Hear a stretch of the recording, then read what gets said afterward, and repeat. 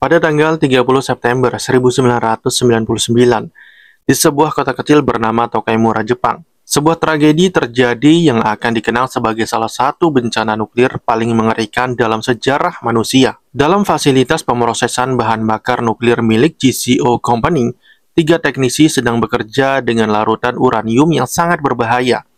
Salah satu dari mereka adalah Hisashi Ouchi, pria berusia 35 tahun, seorang ayah dan teknisi berpengalaman yang hari itu hanya ingin menyelesaikan pekerjaannya seperti biasa. Namun pada hari itu mereka tidak mengikuti prosedur keselamatan yang seharusnya. Proses yang mestinya dilakukan oleh mesin dengan pengawasan ketat, mereka malah melakukannya secara manual menggunakan ember stainless steel. Tujuannya sederhana, mempercepat pekerjaan. Tapi keputusan itu membawa bencana ketika larutan uranium dituangkan ke dalam tangki, sesuatu yang seharusnya tak boleh terjadi. Campuran itu melewati batas kritikal massa uranium, dan dalam sekejap reaksi fisi berantai dimulai. Cahaya biru terang tiba-tiba menyambar ruangan. Itu bukan cahaya biasa, tapi Cherenkov radiation, tanda bahwa energi nuklir baru saja dilepaskan.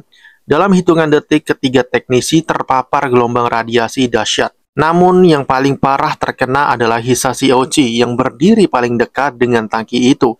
Paparan 4 sievert saja sudah cukup untuk membunuh manusia, sedangkan Hisashi Ouchi menerima 17 sievert, 3 kali lipat dari batas kematian instan. Tubuhnya langsung mengalami kerusakan di tingkat sel. Sel-sel darah putihnya lenyap.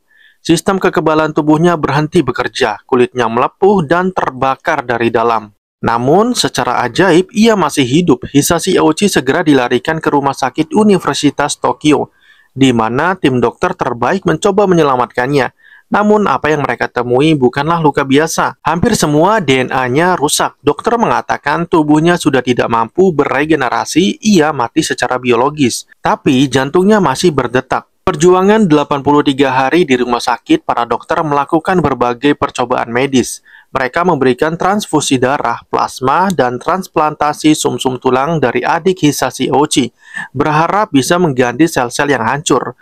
Awalnya ada sedikit harapan, tubuhnya sempat menunjukkan tanda pemulihan, tapi beberapa hari kemudian kulitnya mulai terkelupas lagi.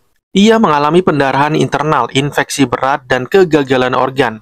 Selama beberapa minggu, Hisashi Ouchi masih sadar. Ia merasakan sakit luar biasa, tapi tidak bisa menjerit. Dan ia pun sempat mengatakan kepada perawat, "Tolong hentikan, aku tidak tahan lagi." Namun, pihak rumah sakit terus mempertahankannya hidup, sebagian karena tekanan dari pihak industri dan pemerintah yang ingin mempelajari dampak radiasi ekstrim terhadap tubuh manusia. Meski secara moral, banyak staf medis merasa dilema. Selama 83 hari penuh penderitaan, Hisashi Ouchi mengalami berkali-kali gagal organ, kehilangan darah, dan bahkan sempat mengalami serangan jantung, namun dihidupkan kembali. Tubuhnya tidak lagi seperti manusia normal, jaringan dan kulitnya terus membusuk, sementara mesin-mesin medis menjaga napasnya tetap ada. Akhirnya pada tanggal 21 Desember 1999, sekitar pukul 11 malam, jantungnya berhenti untuk terakhir kalinya. Setelah berjuang di antara hidup dan mati selama hampir 3 bulan, Hisashi Ouchi menghembuskan napas terakhirnya. Rekannya, Masato Shinahora, yang juga terpapar, meninggal beberapa bulan kemudian. Sementara satu teknisi lainnya, Yoko Kawa, selamat, namun mengalami efek jangka panjang akibat radiasi.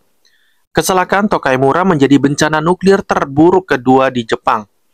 Setelah bom atom di Hiroshima dan Nagasaki, pemerintah Jepang langsung menutup fasilitas GCO dan menginvestigasi besar-besaran. Hasilnya, semua terjadi karena kelalaian dan pelanggaran prosedur keselamatan. Pihak perusahaan dan para pejabat yang bertanggung jawab kemudian dihukum karena kelalaian fatal. Nama Hisashi Ouchi kini menjadi simbol sebuah pengingat bahwa dalam dunia teknologi nuklir, satu kesalahan kecil bisa berujung pada kehancuran yang tak bisa dibayangkan.